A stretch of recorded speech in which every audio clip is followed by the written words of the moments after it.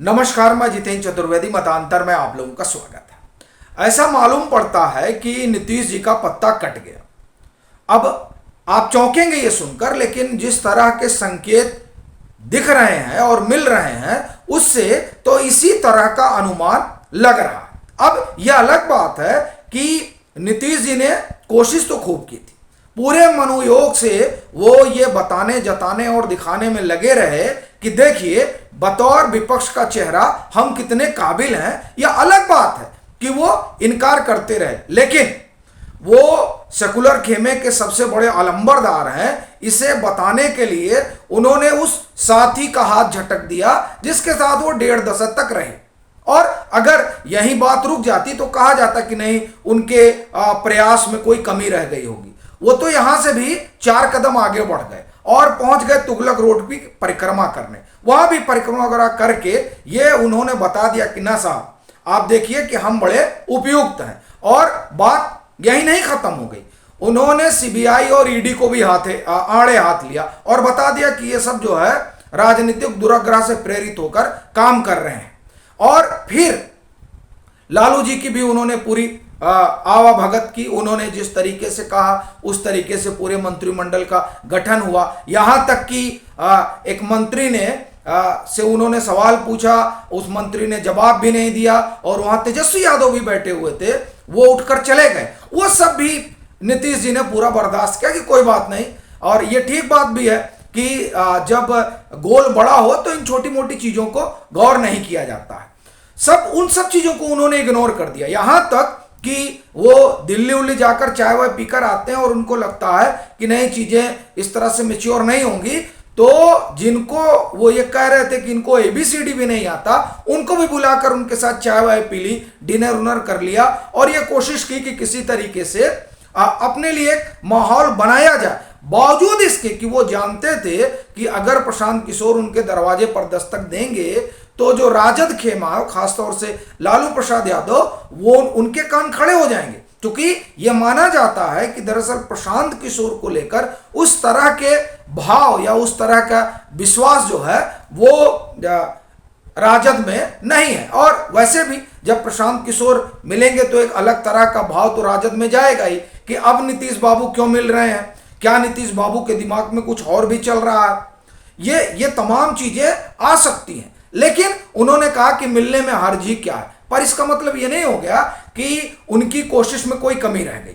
लेकिन इसके बाद भी कांग्रेस ने जो कहा उससे एक बात तो साफ हो गई कि ये जो चेहरा वाला मामला है ये इतना सहज नहीं है जितना सहज नीतीश जी को तब लग रहा था जब उन्होंने एनडीए का हाथ छोड़ा था।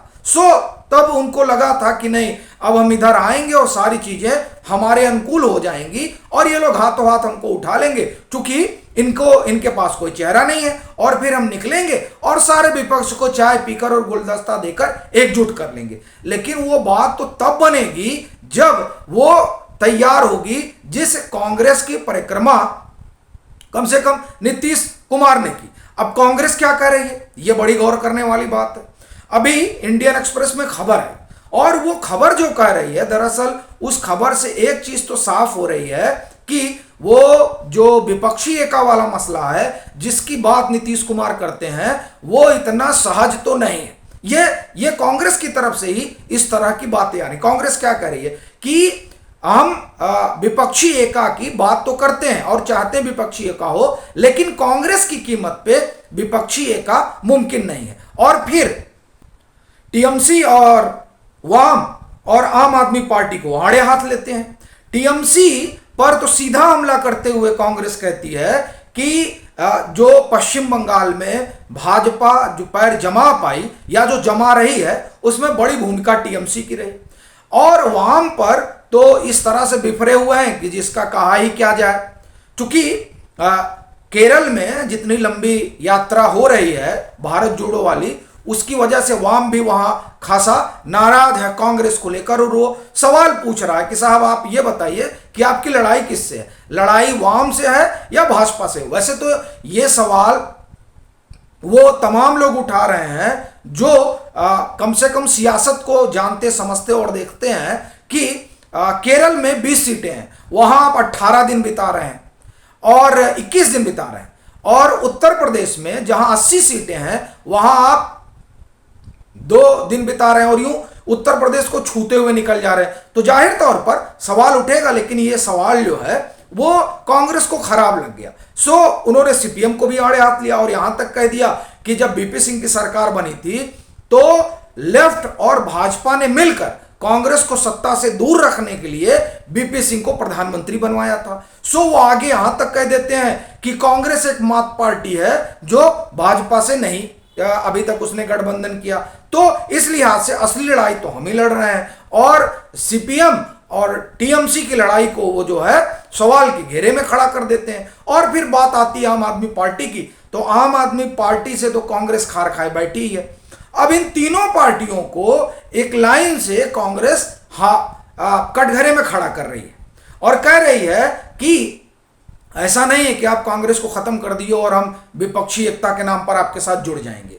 अब यहीं से आप थोड़ा बिहार चलिए। बिहार में जो महागठबंधन है उस महागठबंधन में वाम भी है और कांग्रेस भी है, और अब वही कांग्रेस जब केरल में होती है तो वाम पर हमला करती है, और वही वाम जो बिहार में कांग्रेस के साथ महागठबंधन का हिस्सा है वो केरल में कांग्रेस पर हमला करती है। ये जो विरोधाभास है, ये जाहिर तौर पर ये विरोधाभास ये बताता है कि नीतीश कुमार की राह बहुत सहज तो नहीं है। भले उन्होंने फोटो वगैरह खिंचवा लिया है और दिल्ली वो टहल वहल कर चले गए हैं और वो कह रहे हैं कि हम विपक्ष को एक धागे में बांधेंगे, लेकिन बड़ी बात है वो ये भी कह रहे हैं कि कांग्रेस के बिना विपक्षी एका हो नहीं सकती। और कांग्रेस जिस तरह का बयान दे रही है उससे ये साफ जाहिर है कि वो किनके साथ खड़ी नहीं हो सकती है। ऐसी स्थिति में ये जो विपक्षी एका वाला ताना बाना है वो कैसे सफल होगा, और जब विपक्षी एका के ताने बाने में कांग्रेस का अपना आग्रह है और नीतीश कुमार का अपना आग्रह है और उस पर लालू प्रसाद यादव खुलकर नीतीश कुमार को चेहरा घोषित नहीं कर रहे हैं, तो ऐसी परिस्थिति में क्या ये न माना जाए कि नीतीश बाबू का पत्ता कट गया। और बात यही समाप्त नहीं हो जाती है। अभी जो ओम प्रकाश चौटाला ने एक बड़ी रैली बुलाई है देवीलाल के सम्मान में, 25 सितंबर को होनी है, उसमें कांग्रेस को निमंत्रण नहीं दिया गया है। ये खबर है, हिंदुस्तान अखबार की खबर है, आप उसको जाकर वहां देख सकते हैं। अब अगर ऐसा है तो ये अपने आप में बड़ी चीज है, क्योंकि तब कांग्रेस उस जनता परिवार का हिस्सा नहीं मानते हैं जब ये लोग एकजुटता की बात करते हैं कांग्रेस को। तो ऐसी परिस्थिति में, और उसमें कहा जा रहा है कि नीतीश भी जाएंगे, उसमें शरद पवार भी जाएंगे, वो तमाम लोग जाएंगे, लेकिन कांग्रेस को निमंत्रण नहीं। तो ऐसी स्थिति में ये जो विपक्षी एका वाला ताना बाना है, उस विपक्षी एका वाले ताने बाने में खटपट तो दिखाई दे रही है। और ऐसी परिस्थिति में नीतीश बाबू भले ही ये घोषणा कर देते हो बिहार से कि अगर हमारी सरकार आएगी तो विशेष राज्य का दर्जा उन राज्यों को दिया जाएगा जो पिछड़े हैं, और इसके जरिए वो ये बताने की कोशिश कर रहे हो कि हम विपक्ष का चेहरा है। लेकिन सवाल उठता है किस विपक्ष का? क्या उस विपक्ष का जिसमें कांग्रेस भी होगी? और अगर कांग्रेस भी होगी तो ये जो तमाम जगह जाकर नीतीश जी ने चाय पी है उस चाय का क्या मतलब रह जाएगा, ये एक बड़ा सवाल है। या फिर उस विपक्ष का चेहरा होंगे जिस विपक्ष में कांग्रेस नहीं होगी। अगर वो वाला विपक्ष है तो उसमें तो कई दावेदार हैं, ममता बनर्जी भी उसमें है, केसीआर भी उसमें है, शरद पवार भले ही बार बार उनकी पार्टी कह रही हो कि नहीं हम कभी चेहरा नहीं रहे, लेकिन वो वही चीज हो गई जैसे नीतीश कुमार कह रहे हैं कि हम चेहरा नहीं है। तो जैसे नीतीश कुमार चाहते हैं कि कोई उनके नाम को आगे बढ़ाए, उसी तरह शरद पवार भी चाहते हैं कि कोई उनके नाम को आगे बढ़ाए, क्योंकि जब उनके नेता प्रफुल्ल पटेल ये कहते हैं कि यही ठिया है जहां आकर सब इकट्ठा हो जाते हैं, तो जाहिर तौर पर वो अप्रत्यक्ष तरीके से यही कह रहे हैं कि चेहरा ये है। तो सवाल ये उठता है कि चेहरा बनेंगे कैसे? ये अपने आप में सबसे बड़ी बात है, और इसीलिए ये मालूम पड़ता है कि वो जो प्रशांत किशोर कह रहे हैं कि ये जो पूरा प्रयोग है ये बिहार सेंट्रिक है, तो ये तमाम चीजें सिर्फ बिहार सेंट्रिक हैं और उसके इतर कांग्रेस अपनी तरीके से सियासत करने के लिए आगे चली है और इसीलिए उसने भारत जोड़ो यात्रा निकाली। अब उसमें नीतीश कुमार अपनी भूमिका कहां पाते हैं वो उन्हें ढूंढना होगा, लेकिन फिलहाल ऐसा लगता है कि वो भले मानकर चेहरा मोहरा चल रहे हो, लेकिन बयानों से, संकेतों से तो ये जाहिर होता है कि उनका पत्ता कट चुका है। अभी के लिए फिलहाल इतना ही।